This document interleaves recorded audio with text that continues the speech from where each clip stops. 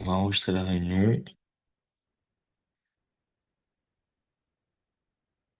Ok, pardon. Bonsoir tout le monde, bienvenue à cette conférence sur les concours ingénieurs. On va parler aujourd'hui des quelques petits conseils que je dois vous donner avant la dernière ligne droite. On va parler de plusieurs choses, donc des petits conseils pratiques.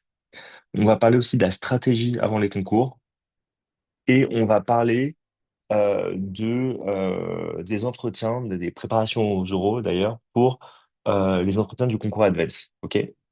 Donc, toute la première partie, elle va être sur tous les concours. Et ensuite, on va parler du concours Advance à la fin. Et vous pourrez évidemment poser toutes vos questions à la fin de l'entretien. Alors, juste, je regarde quelque chose que sur la salle d'attente, on ne peut plus la désactiver, j'ai l'impression, depuis qu'ils ont fait la mise à jour hier ou avant-hier. Euh, et je vais voir si je peux la désactiver, cette fameuse liste d'attente. Bon, parce que là, je suis en train d'accepter tout le monde un par un. Eh bien,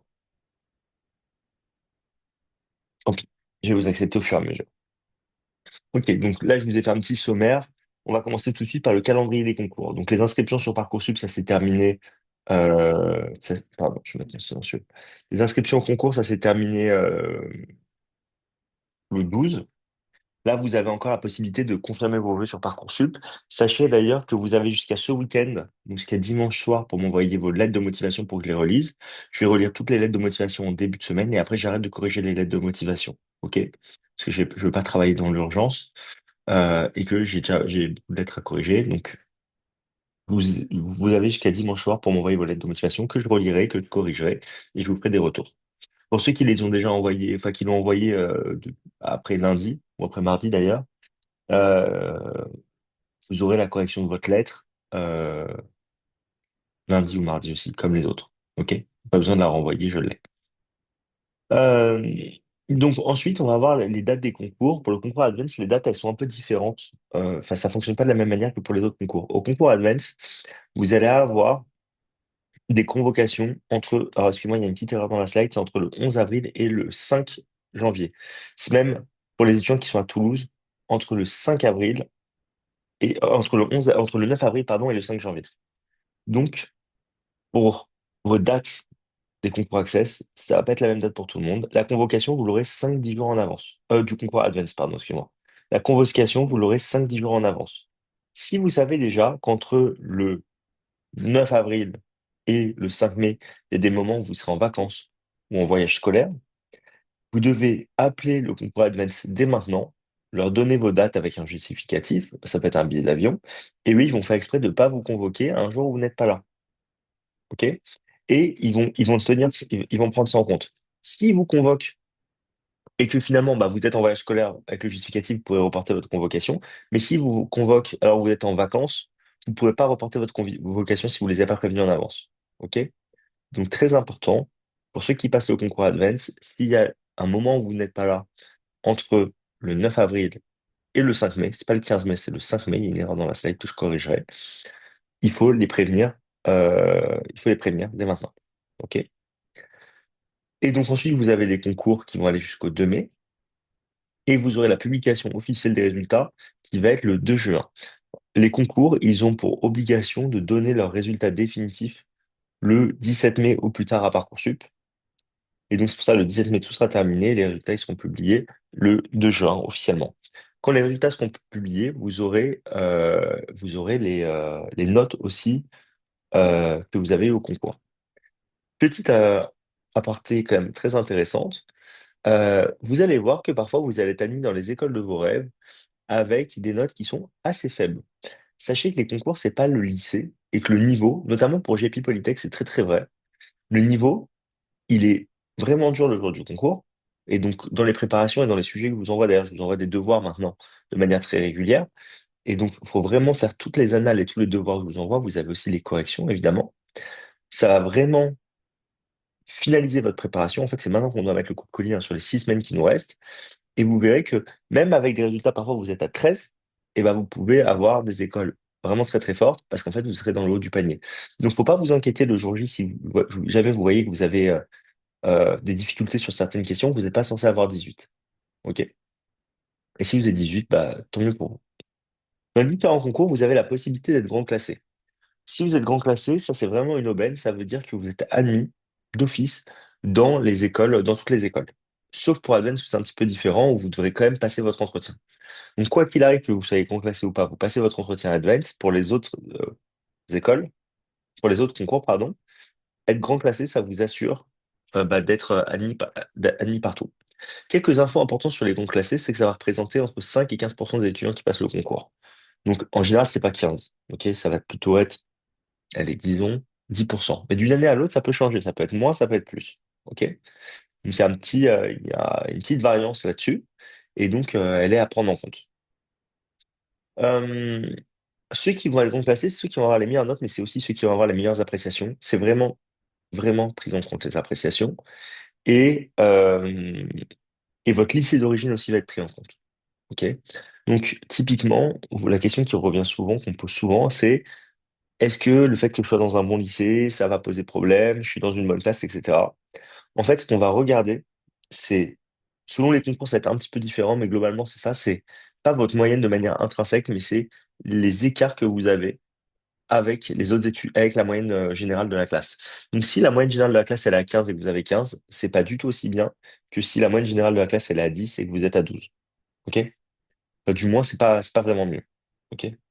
Donc, il faut aussi prendre en compte le fait que si vous êtes si votre prof il est dur, ça va pas trop vous impacter dans le sens où on va regarder quand même les écarts par rapport à la moyenne. Et si vous êtes dans un bon lycée, ça va avoir un impact sur, sur votre note de dossier. Euh,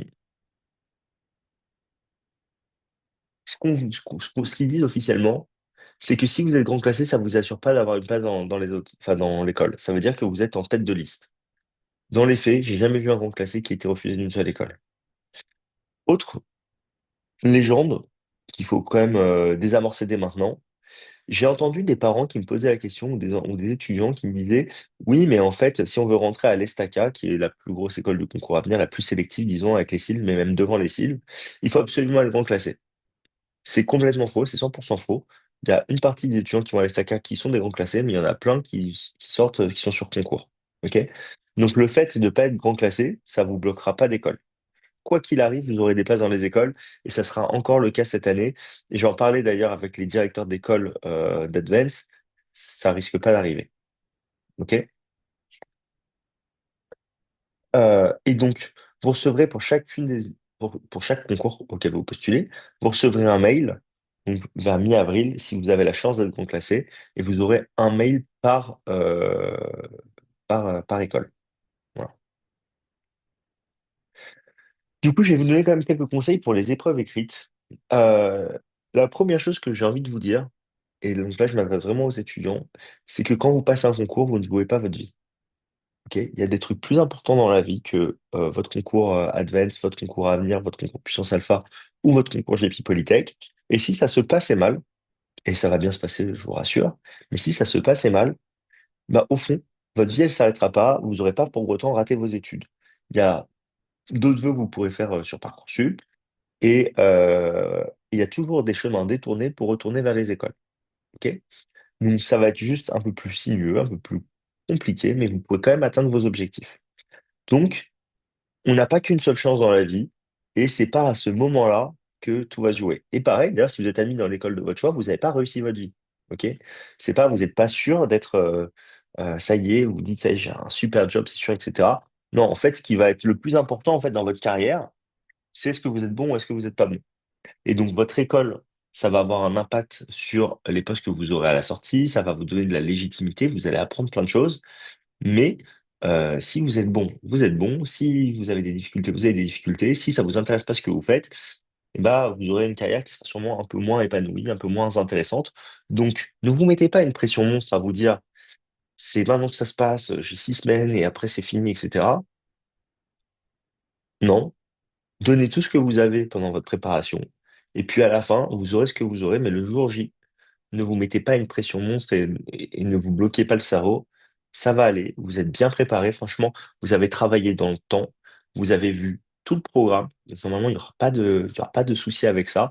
Vous allez vous entraîner maintenant de manière régulière en dehors des cours. Le niveau aussi, j'ai demandé aux profs de monter le niveau des exercices pour les dernières semaines parce que maintenant, on arrive dans la dernière ligne droite. Et donc, du coup, ne vous étonnez pas si les exercices deviennent de plus en plus durs. OK? Le but, c'est que quand vous arrivez le jour J, il n'y a aucune surprise. Mais donc, ça demande du travail, ça demande vraiment de l'entraînement. Et sachez que si vous passez que certains concours, imaginons que vous passez que Avenir et Advance, et ben, le fait de faire les exercices de puissance alpha ou de JP Polytech, ça va vraiment aussi vous aider pour vos concours.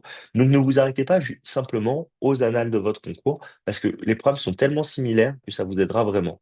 Après, si vous faites Advance, par exemple, ben, vous n'allez pas faire la physique-chimie euh, de, de l'avenir. Ça a pas de sens parce que vous l'avez pas au programme. Mais par contre, vous pouvez vous entraîner sur les maths. Euh, le jour, enfin la veille plutôt des concours, faites une soirée normale. N'essayez pas de vous coucher à 9h30 en vous disant faut absolument que je sois en forme demain. En fait, vous allez sûrement pas réussir à vous endormir. Et si vous arrivez à vous endormir, vous risquez de vous réveiller à 3 heures du matin et être fatigué. OK? Donc, essayez juste de pas sortir, de manger de manière saine, c'est-à-dire ne commencez pas à vous manger un méga couscous royal la veille, ça vous allez être ballonné, avoir mal au ventre, etc. et transpirer toute la nuit. Mangez de manière saine, couchez-vous à vos horaires habituels, peut-être un tout petit peu plus tôt, mais sinon à vos horaires habituels, et réveillez. Voilà, n'abusez pas non plus, si vous avez l'habitude de coucher à 1h du matin, vous couchez pas à 1h du matin.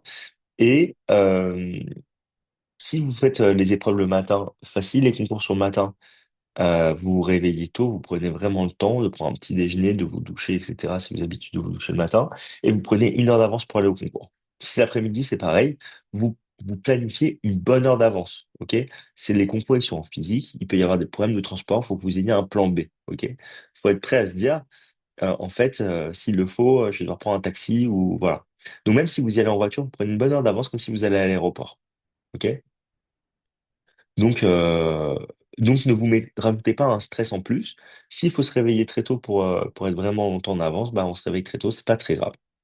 Autre chose que je voulais vous dire, donc là, je suis vraiment dans la préparation, dans le conditionnement que vous devez, bah, que vous devez avoir hein, pour le jour de concours, les jours des concours. Si la veille des concours, vous faites une insomnie, parce qu'en fait, vous êtes stressé, c'est complètement normal, sachez qu'avec l'adrénaline du concours, vous allez pouvoir avoir le même niveau de performance que les autres. Donc, le fait de faire une mauvaise nuit avant un concours, c'est pas quelque chose qui va vous pénaliser. Donc, il faut pas que pendant votre insomnie, vous vous dites, oh là là, j'ai raté mes concours, je me souviens plus de rien, ça va être compliqué, etc. Vous aurez très probablement le cerveau qui va travailler la nuit avant le concours. C'est complètement normal.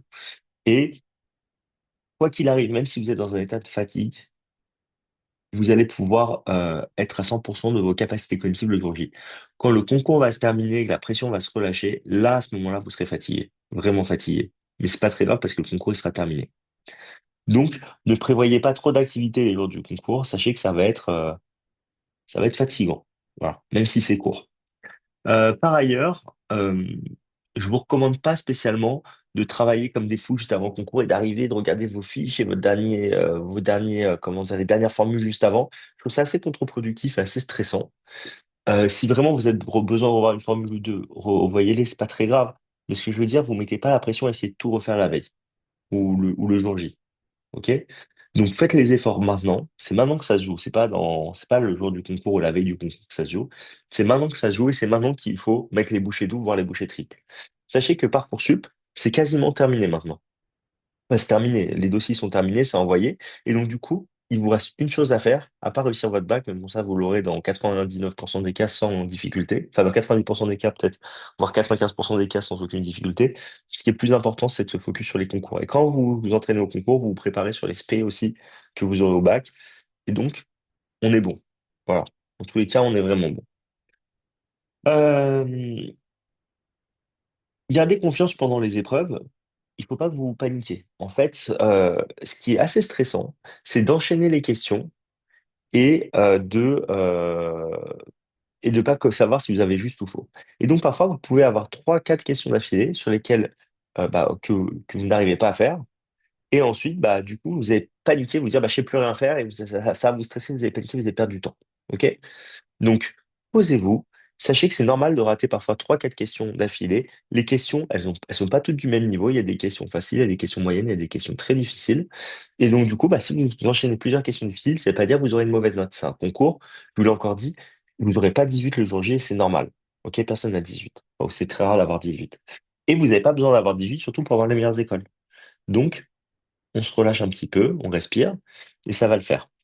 Dans l'autre sens, c'est aussi vrai. Quand vous enchaînez plusieurs questions où vous avez eu correct, où vous savez que vous avez bon, vous pouvez avoir un effet d'euphorie, ce qui est complètement normal. Mais cet effet d'euphorie et de surconfiance, il est vraiment intéressant dans le sens où vous allez carburer, votre cerveau, il va très vite à ce moment-là.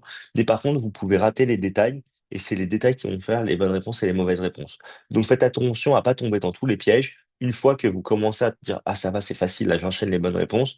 Non, on se pose, on respire et en fait, on reste concentré surtout. Donc, vous inquiétez pas, si vous continuez de suivre les cours, si vous continuez de vous entraîner avec les devoirs que je vous envoie, vous allez forcément être plus que prêt pour les concours. Vous êtes mieux préparé que tout le monde. Franchement, vous faites partie des étudiants les mieux préparés de France pour les concours. Donc, attendez-vous à surperformer le jour J. Et je vous ai dit, parfois, surperformer, ça veut pas dire avoir 17, ça veut juste dire faire partie des meilleurs du concours. Ce qui est très important aussi lors d'un concours, c'est la gestion du temps. Et donc, la gestion du temps, elle va faire toute la différence.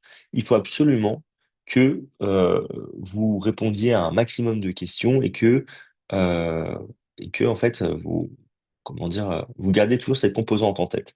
Donc, parfois, vous allez savoir faire une question, mais ça va vous prendre beaucoup de temps. Bah, dans ce cas-là, vous gardez cette question pour plus tard et vous reviendrez dessus après. OK?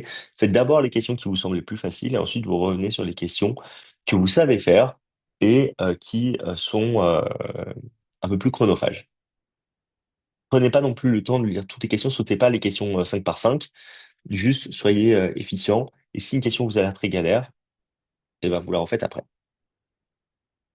Si vous avez des questions, vous pouvez les poser dans le chat et j'y répondrai à la fin de de la présentation, il n'y a pas de souci. Et enfin, mon autre conseil très important, c'est soyez stratégique. Pour certains concours, comme le concours à venir, par exemple, ou concours puissance alpha, vous n'avez pas besoin de faire toutes les questions. OK? Donc, sélectionnez bien les questions et les problèmes qui vous correspondent le mieux. Et donc, typiquement pour le concours puissance alpha, regardez bien tous les exercices en avance pour savoir lesquels je fais, lesquels je ne fais pas. OK? Et donc, c'est très important de faire ce travail-là en amont parce que ça fera toute la différence. Parce que si vous perdez du temps, vous lancez dans un exercice et au final vous dire je ne sais pas le faire, eh ben, vous êtes juste cramé une chance. Donc, prenez bien, comment dire, le, le temps, les quelques minutes pour regarder bien l'exercice, vous dire ça c'est mon domaine de prédilection, là je vais être fort. Là, ça me paraît plus compliqué, je vais mettre cet exercice de côté. OK? Sur les maths, vous pouvez vraiment mettre beaucoup d'exercices de côté. Sur la physique, chimie, enfin, ou sur votre deuxième spé scientifique, vous pouvez enlever un exercice. Par ailleurs, juste pour reparler des entraînements que vous faites, quand vous vous entraînez sur les annales, entraînez-vous en chronométré et ensuite, quand vous regardez les corrections, après vous avoir fait toute l'annale ou une partie, ça dépend comment vous entraînez, enfin, le temps que vous avez devant vous. Ensuite, vous regardez la correction, vous essayez de comprendre la correction, puis vous refaites les exercices que vous avez ratés en essayant de comprendre pourquoi vous avez eu faux. OK? C'est la bonne manière de faire. S'il y a un exercice que vous comprenez pas ou une correction que vous comprenez pas, vous avez des profs à disposition. OK? Donc, pardon, excusez-moi, je réussis à tomber malade alors qu'il fait très beau. Donc, vous allez poser vos questions à vos profs en perso ou dans le groupe si c'est quelque chose vraiment qui est partagé par tout le monde d'après vous. Et en fait, ils vous répondront et vous expliqueront le problème. Donc, utilisez vos profs, utilisez les ressources qui sont mises à votre disposition. Si vous faites une prépa, c'est pour être aidé. Et donc, prenez l'aide qu'on vous donne. OK? Prenez-la, cette aide-là, elle est importante.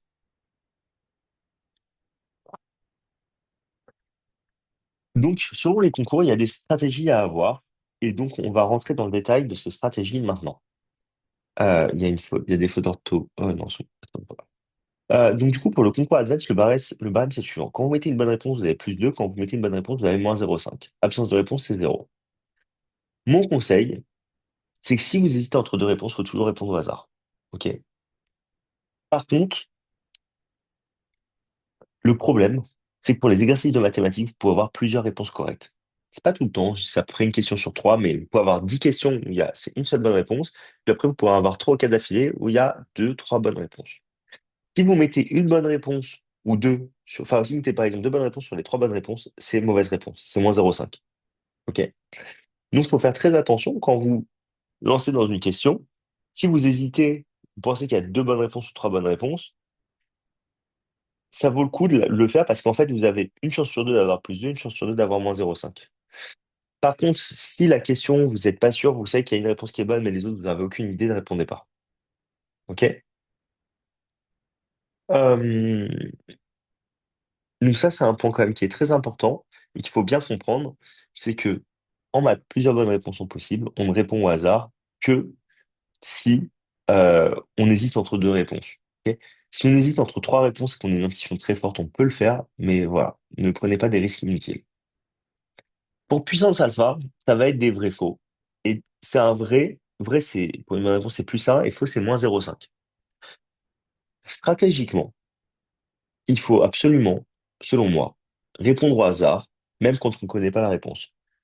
Parce que, en fait, vous allez avoir, euh, comment dire, en fait, statistiquement, si sur les maths, typiquement, vous allez répondre à 10 questions au hasard, il suffit qu'il y en ait 4 qui soient corrects sur les 10 pour être vraiment dans le bonus. OK? Donc, même si vous avez l'air que être correct, ça sera juste. Mais bon, à partir de 4, vous êtes gagnant. Donc, ça vaut le coup de prendre le risque parce que vous n'allez pas perdre. Même si vous en avez 3 de bonnes et 7 de fausses, ça serait vraiment pas de bol, ben vous perdez quasiment pas de points. OK? Et si vous en avez par contre 7 de bonnes et 3 de fausses, là par contre, c'est jackpot. Donc, ça vaut le coup. En anglais, pour le coup, il vous propose 3 réponses. Et donc, si vous avez vraiment aucune idée, ne répondez pas au hasard. OK? L'autre point stratégique très important pour le concours puissance alpha, c'est de bien choisir ses exercices. En mathématiques, vous allez avoir 8 exercices à faire. Il y en a 4 qui sont obligatoires, donc là, il n'y a pas de débat. Et ensuite, il y en a 4 autres qu'il faudra choisir parmi 8 exercices. Donc, prenez le temps de bien regarder les 8 exercices, enfin de regarder même rapidement c'est quoi le thème, et de prendre les 4 exercices sur lesquels vous allez être vraiment à l'aise. OK? Ça fera toute la différence de bien choisir vos exercices, et c'est sur ça que ça va se jouer. En physique-chimie ou sur votre deuxième spé scientifique, il y a 7 exercices, vous devrez en faire que 6 sur les 7. Encore une fois, choisissez bien, éliminez le chapitre sur lequel vous n'êtes pas du tout à l'aise. Regardez quand même les questions avant, parce que si les questions elles sont faciles, peut-être qu'il sera intéressant quand même cet exercice. Mais en tout cas, commencez par les exercices qui sont les plus faciles et après vous arrêtez. Pour JP, Polytech, vous avez 7 exercices au QCM, ils ne communiquent pas sur les points négatifs qu'ils mettent. OK? En cas d'absence de réponse, c'est zéro. Sur les exercices, donc en gros, il y a une partie qui est en vrai-faux. Ils appellent ça la partie QCM, mais en fait, c'est un vrai-faux. Et il y a une partie où c'est des exercices où il faut donner les réponses. OK? Donc, sur la partie exercice, il faut essayer de la faire absolument et de donner les réponses. De toute façon, c'est, il y aura pas de points négatifs dessus. Par contre, sur le QCM, il y a des points négatifs, donc il faut faire très attention. Donc, il y a 7 exercices, et pour chaque exercice, vous avez plusieurs questions. Et donc, ma recommandation, c'est de ne jamais répondre au hasard dans les QCM, sauf, il y a un seul cas où il faut répondre au hasard, c'est si il y a un exercice où vous connaissez rien.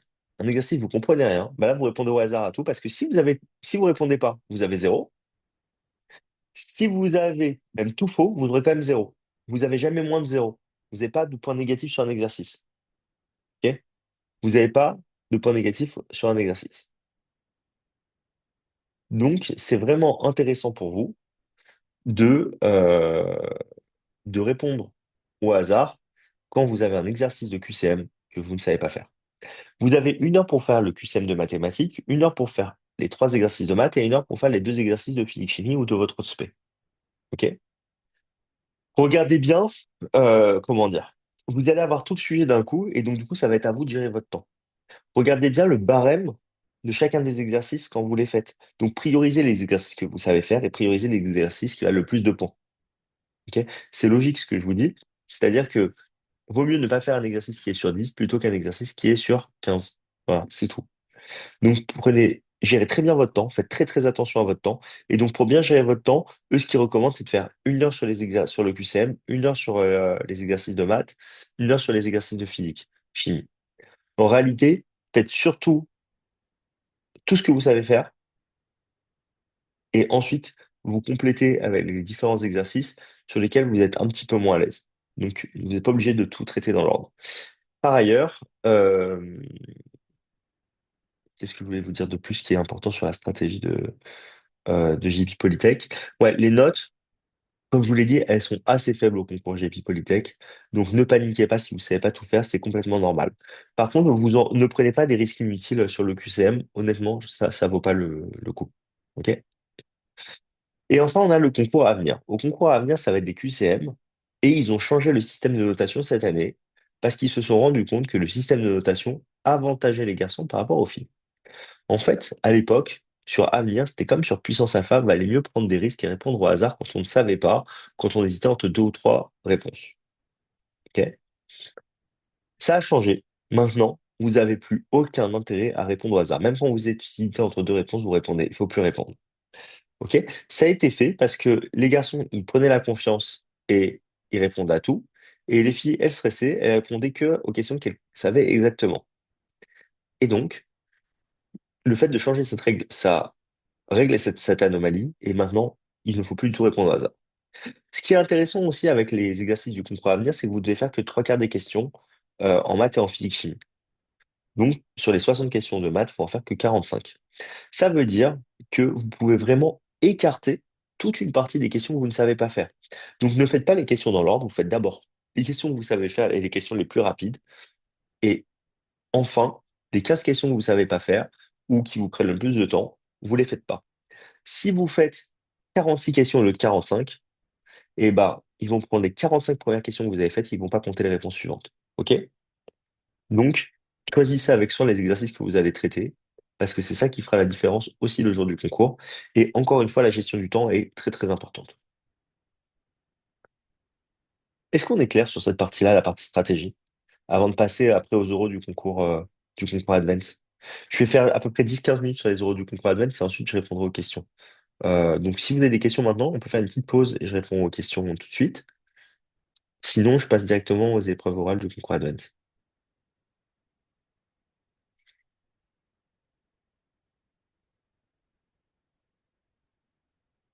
Pas de questions, faites les timides. N'hésitez pas, hein, je suis là pour ça. Donc, si vous avez des questions, posez-les dans le chat et j'y répondrai. Donc, du coup, maintenant, on va parler des épreuves orales du concours Advance.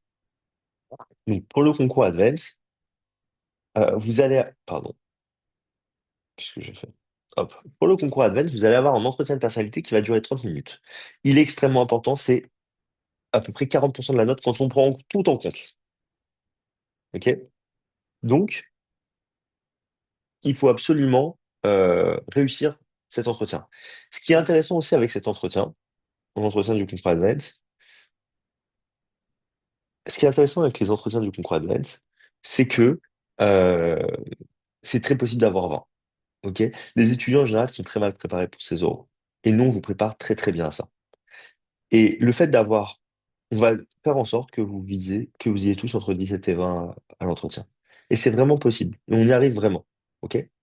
Et si vous avez 20 ou 17 ou 18 à votre entretien, vous partez avec tellement de points d'avance qu'après, bah, pour vous sortir du classement, ça va être très compliqué. OK?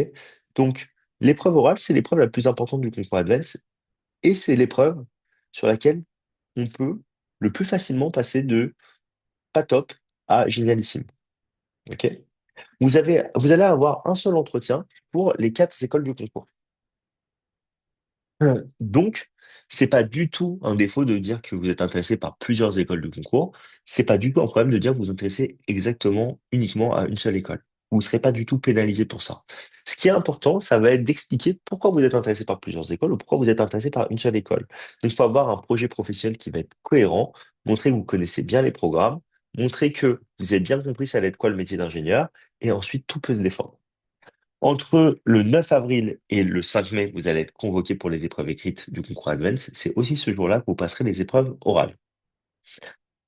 Ce qu'il faut savoir sur l'entretien, c'est que ça va être un entretien de motivation classique. C'est-à-dire, il n'y a pas de surprise, c'est pas différent parce que c'est un entretien d'ingénieur. Ça va pas être un cas pratique, ça va pas être technique du tout. La seule différence avec un entretien de motivation classique, c'est qu'il y aura une partie synthèse de votre dossier. On va revenir sur vos notes, vos appréciations, vos choix de spécialité. On va essayer de comprendre la cohérence de votre parcours et en quoi bah, ça va bien avec votre projet. Ok. Donc vous allez être challengé là-dessus et c'est pas du tout un problème d'être challengé quand on s'est bien préparé sur le sujet. Ils mettent vraiment l'accent sur le fait de bien comprendre c'est quoi le métier d'ingénieur et donc du coup à quoi vont ressembler vos études et votre stage. Et donc il faut avoir une vraie connaissance là-dessus et avoir une vraie montrer que vous avez vraiment réfléchi au sujet. Parce que ce qu'ils veulent surtout pas, c'est une personne qui s'engage en première année dans l'école et qui se dit mais j'aime pas du tout ou alors ça correspond pas du tout à ce que je veux faire. Ok? Et la consigne qu'ils ont, c'est de ne pas être agressif avec vous, de ne pas chercher à être méchant avec vous ou à vous piéger à tout prix.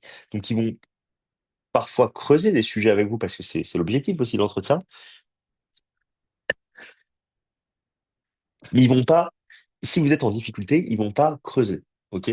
C'est à la fois une bonne chose et une mauvaise chose, c'est que vous pouvez y aller en étant serein et donc enfin, vous n'allez pas être déstabilisé.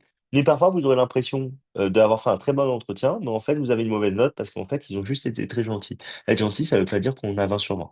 OK? Donc, vous ne pourrez pas ressortir de l'entretien en vous disant, ah bah, je l'ai réussi ou alors je l'ai raté. En fait, ils ont été gentils avec vous et ça se verra pas trop.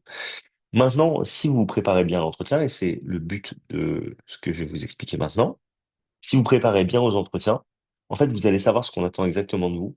Vous serez bien préparé, vous saurez de comment vous devez parler de chacune de vos expériences, ce qu'il faut mettre en avant, ce qu'il faut mettre beaucoup plus en retrait. Et le fait de faire ce travail-là, ça va vous permettre de vous évaluer, en fait, facilement.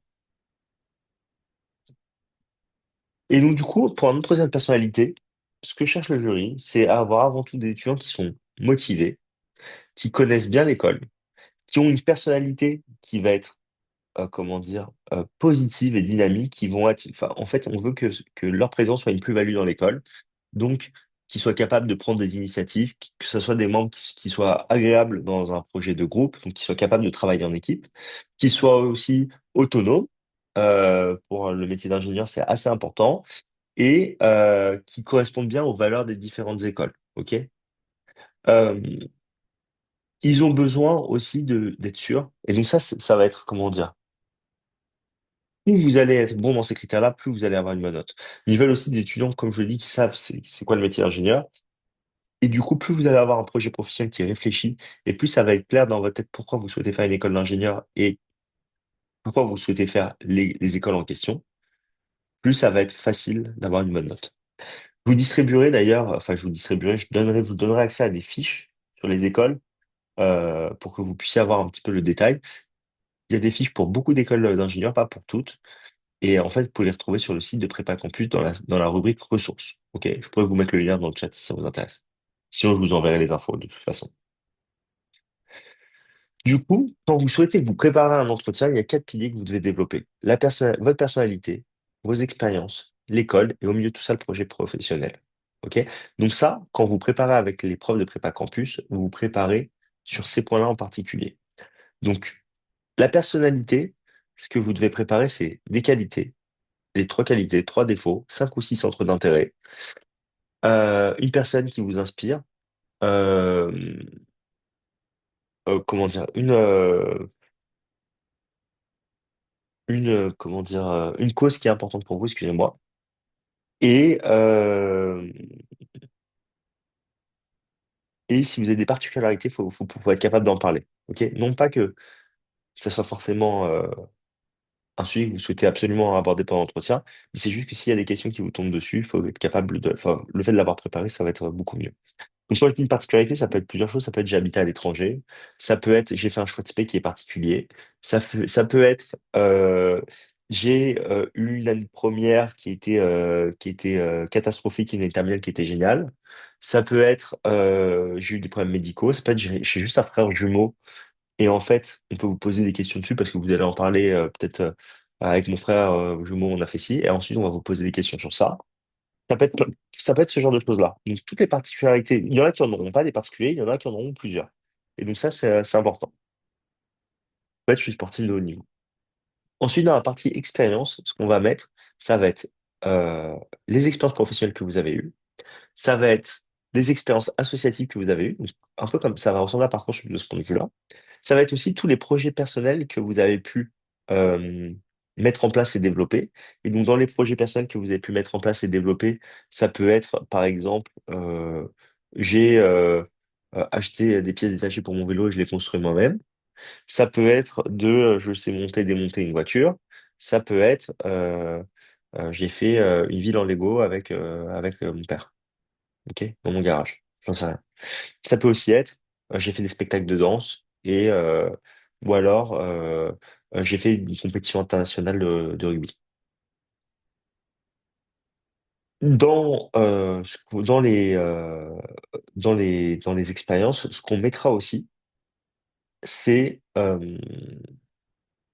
les sports que vous pratiquez. Donc moi, je ne le mets pas dans les centres d'intérêt, je le mets dans les expériences. Donc les sports que vous pratiquez, et donc ça, c'est quelque chose qu'on devra développer aussi. Et on mettra par ailleurs les voyages marquants que vous avez faits. OK. Dans la partie école, enfin, il faut être renseigné sur les différents cursus qui existent, les différentes majeures et les différentes mineures de l'école, les associations de l'école, les entreprises partenaires de l'école, les spécificités de l'école, les valeurs et la devise de l'école, les échanges que vous pouvez faire, les doubles diplômes qui existent, etc. OK? Donc, vous avez tous une liste de choses à savoir et à connaître. Et donc, les fiches qu'on vous donne vont vraiment vous aider, mais il faudra aller même plus loin dans vos recherches. Donc, pour chaque qualité qu'on va identifier, chaque défaut qu'on va identifier, chaque centre d'intérêt, chaque projet perso, etc., à chaque fois, on va vous expliquer comment vous devez en parler.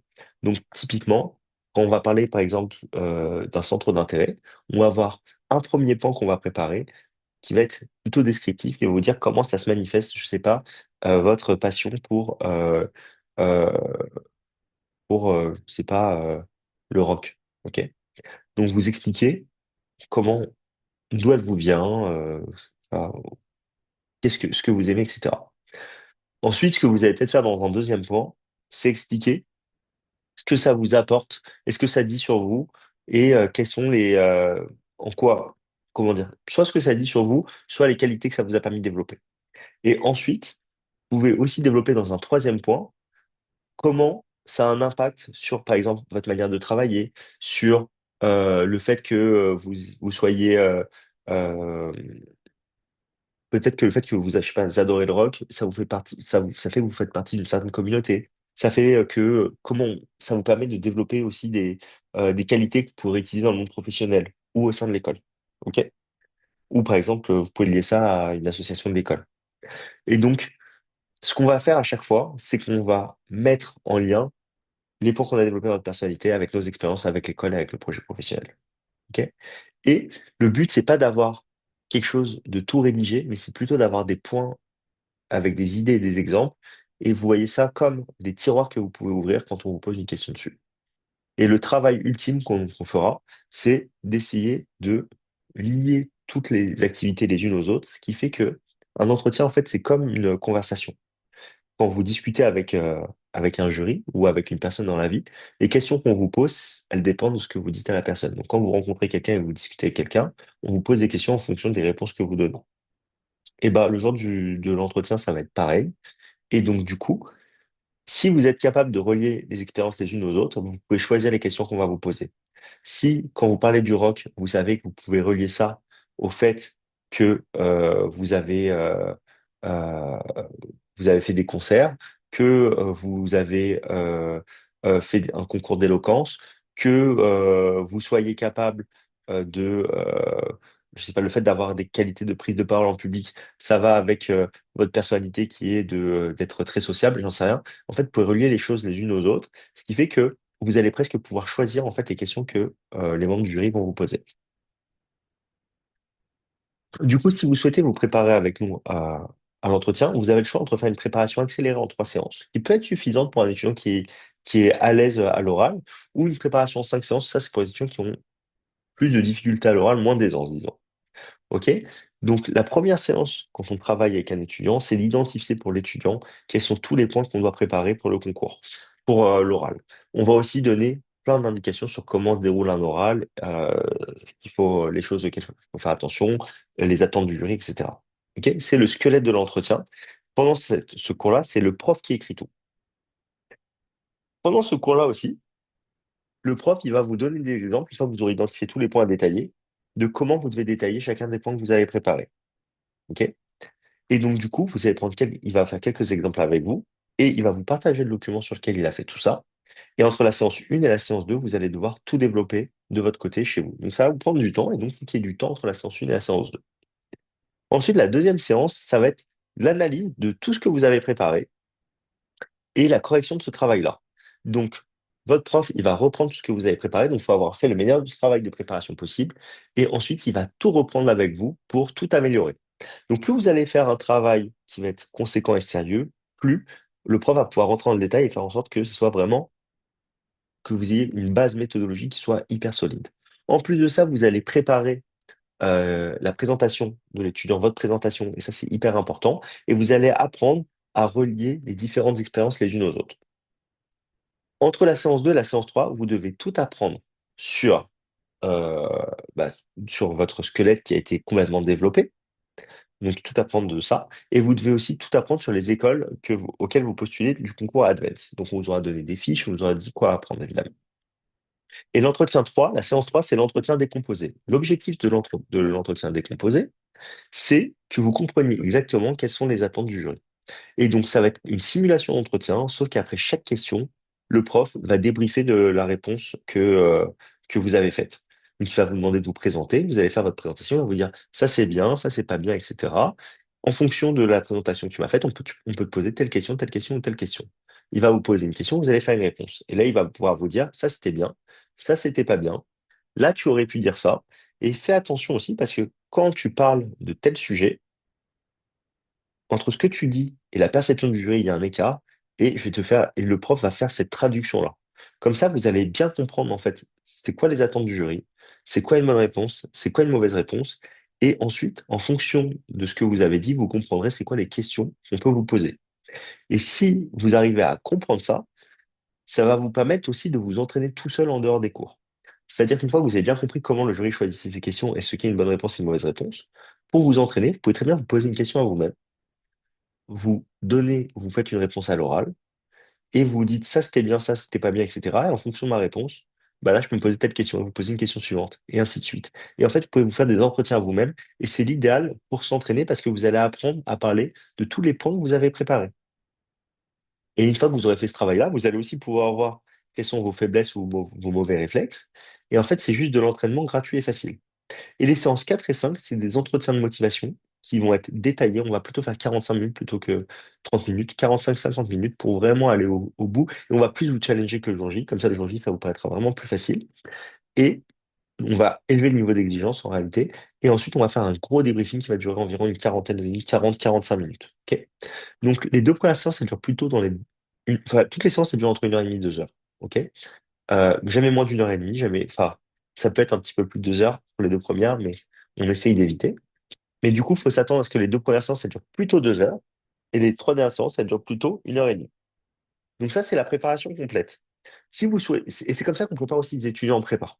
Ce qui est bien aussi avec ce type de préparation-là, c'est que vous pouvez transposer ça dans le monde professionnel plus tard. Et donc, c'est très utile ce que vous allez apprendre pendant ces cours-là, parce que vous saurez aussi très bien faire un entretien pour un job. Derrière, vous le préparez exactement de la même manière, sauf que vous remplacez l'école par l'entreprise.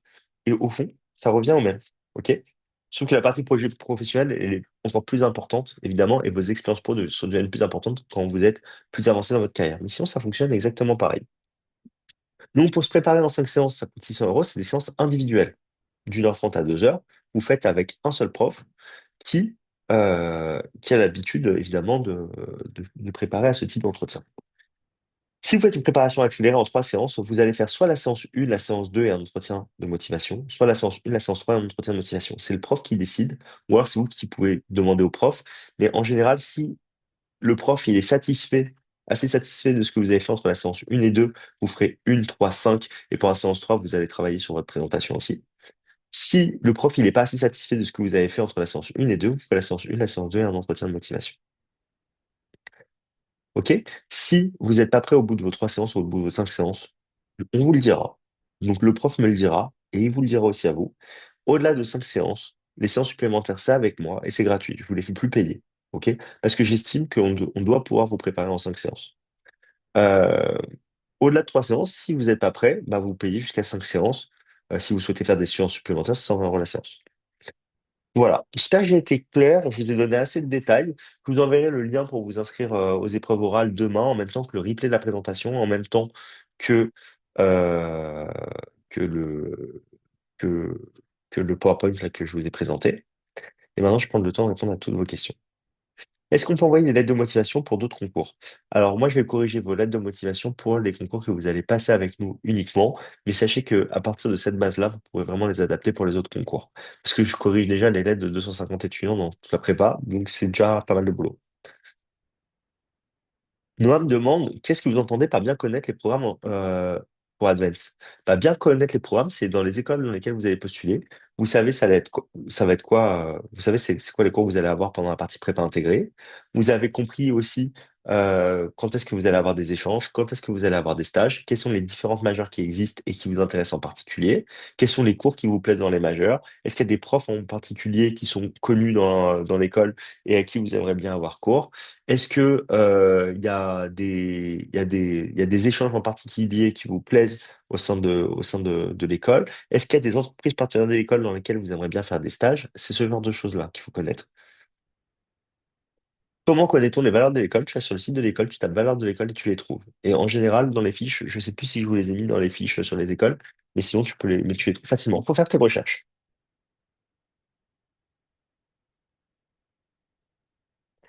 Alors, que ce soit 5 séances ou 3 séances de préparation, est-ce que c'est systématique, c'est systématiquement individuel et quelque chose pour programmer les séances? En fait, c'est systématiquement individuel et c'est à distance aussi, j'ai oublié de vous dire, c'est à distance pour tout le monde. Et en fait, excusez-moi, pour ce qui est des jours programmés des séances, c'est vous qui décidez, étant donné que c'est en individuel. En fait, le prof que je vous affecte, il va vous appeler, il va vous proposer, enfin, avec lui, vous allez fixer les dates pour que ça se goupille bien pour vous. Et si jamais vous vous mettez pas d'accord pour une raison X ou Y, vous me le dites et je peux vous changer de prof, c'est pas grave. Ok, on est une grosse équipe de profs hein, pour les oraux. Mais du coup, c'est très flexible, c'est extrêmement flexible. C'est pas des jours fixes, c'est pas des heures fixes. En réalité, si vous êtes d'accord pour faire ça la nuit de 1 heure du matin à 3 heures du matin et que votre prof, il est OK, vous pouvez. Moi, je vais pas intervenir là-dedans. Par contre, c'est toujours individuel. Il n'y a qu'une seule bonne manière de préparer aux oraux, selon moi, c'est en individuel. C'est trop spécifique pour le faire même à deux. Ça marcherait pas. Ça marche moins bien. Et c'est quelque chose, dans la prépa, il y a beaucoup de choses qui ont évolué au cours des années. Il y a une seule chose qui n'a pas changé, c'est sa préparation aux oraux. Parce qu'elle marche extrêmement bien. Parce que moi-même, j'étais jury d'ailleurs. Et parce que, en fait, moi, je suis convaincu, c'est pas un cours qui est vraiment rentable pour la prépa des oraux. Par contre, c'est un cours qui est extrêmement efficace. Et donc, à partir de là, il n'y a rien à changer là-dessus.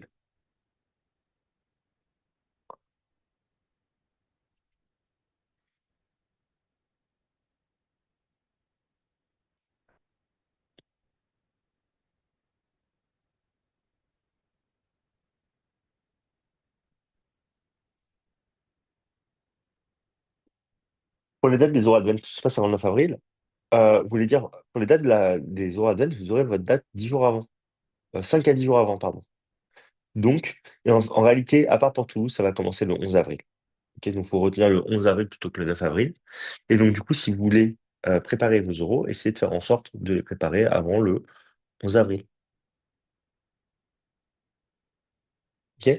Et en fait, quand vous serez prévenu 5 jours en avance, si vous voulez garder un entretien blanc ou deux cours pour juste avant les concours, vous pouvez très bien le faire. Vous pouvez faire vos 3 premiers cours et les deux derniers, vous les faites dans les 5 jours ou les 7 jours ou les 8 jours avant le concours. C'est vous qui gérez après le timing. Je vous ai dit, c'est très très flexible. Il faut juste vous mettre d'accord avec votre prof. En fait, la méthodologie, elle est commune pour tous les profs, mais au fond, le contenu exact de la séance, il va aussi beaucoup dépendre des étudiants et des besoins des étudiants. Et donc, c'est là où on va tout adapter pour vous. En fait, on vous prépare tous de la même manière, mais après, vous êtes tous des individus différents. Pour Advent, les suppléments en ligne, je n'arrive à avoir mes notes que pour l'anglais. Bah, tes notes, tu peux les calculer avec le barème. Tu fais plus 2 quand tu as quand tu as une bonne réponse, moins 0,5 quand tu as une mauvaise réponse. Et s'il y a plusieurs réponses correctes et que tu n'as mis qu'une partie, c'est moins 0,5. OK? Et donc, tu peux les calculer tes notes, sachant que, en plus, dans les devoirs que je vous envoie, vous allez recevoir plein de QCM d'entraînement. Et donc, tu pourras les utiliser et il y a les réponses avec. Et si tu as des questions, tu peux demander aussi aux profs, hein. Moi, ils sont là pour vous. Ok. Quand vous posez une question, vous la screenshotez, vous prenez un screenshot, vous l'envoyez directement au prof, vous dites ce que vous comprenez pas et il vous explique. Et tu fais par WhatsApp.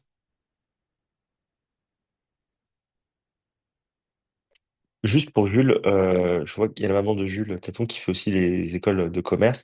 C'est tellement similaire en termes de préparation, c'est un entretien de motivation quoi qu'il arrive dans les deux cas. Donc, il n'y a rien à... juste faut prévenir votre coach que vous faites Advance en plus de Sésame. Et sinon, c'est exactement la même chose. Ok? Un entretien de motivation, c'est un entretien de motivation. C'est juste sur le projet, il faudra faire des ajustements. Mais ça, vous le faites avec votre coach. De toute façon, comme je vous l'ai dit, c'est individuel, il n'y a pas de problème. Vous n'allez pas faire des choses en plus. Ça, c'est pas nécessaire.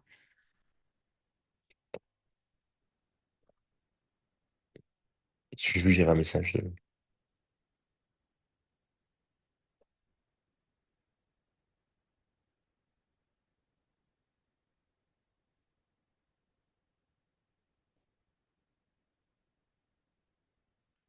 Est-ce qu'il y a d'autres questions?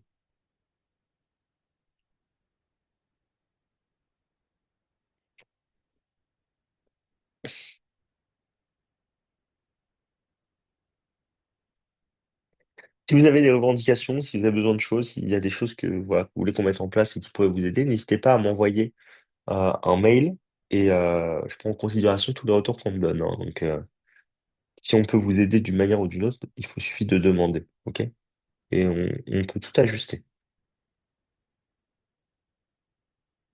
Ouais, pour s'inscrire aux entretiens, je vais vous envoyer le lien par mail. Je peux vous l'envoyer ici si vous voulez aussi. Mais en fait, oui, le lien d'inscription, je vous l'envoie par mail. Hop, je vais vous l'envoyer là aussi dans le chat. Comme ça, vous l'avez. Mais je vous le renverrai demain, de toute façon. Donc, pas de stress. Et hop. Je vous demanderai juste de... Hop, où c'est le lien?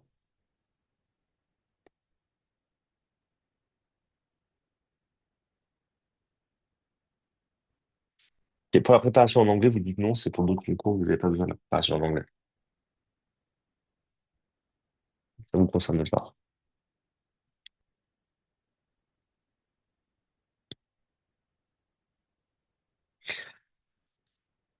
Sachez que je vous garantis une place dans la préparation jusqu'au 5 avril, pour les inscriptions jusqu'au 5 avril. C'est juste qu'après, il faut que vous ayez le temps, en fait, pour faire vos séances. OK? Mais en tout cas, moi, je pourrais vous affecter un coach jusqu'à cette période-là sans problème.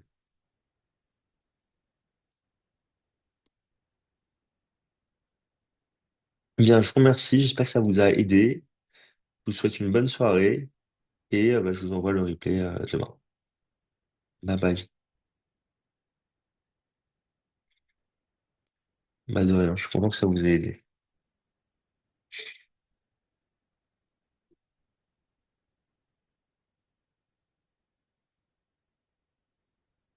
Bonne soirée à tout le monde.